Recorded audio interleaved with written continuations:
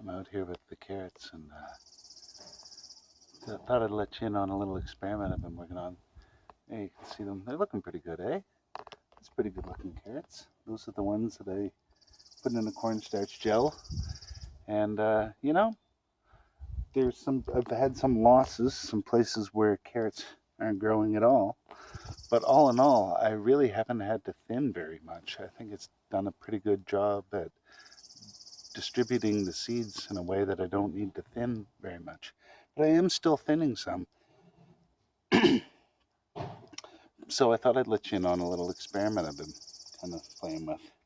So I do have to thin, and I hate wasting these beautiful carrots. So what I've done is I got a chopstick, and I'm going to drill a hole down into the soil. I'm going to pull up the one that I want to thin. I'm going to put it in the hole. So let's go ahead and do one of those, all right? All right, so here we go.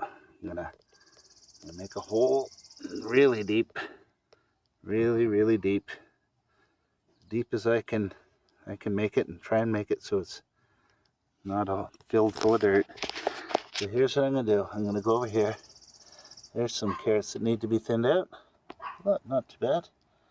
So there it is. I'm just going to put it right in the hole, but why I want it nice and deep is I don't want to bend that taproot. So when I get to the top of where I want the carrot top to be, I'll just push the dirt in, and then I'll take my other chopstick and I'll use it to push the dirt against that carrot and collapse the hole. And look, I have the next hole is ready for the next carrot.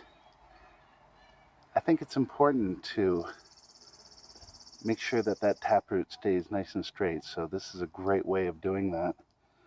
Now, as I say, I'm letting you in on an experiment. I've been doing this.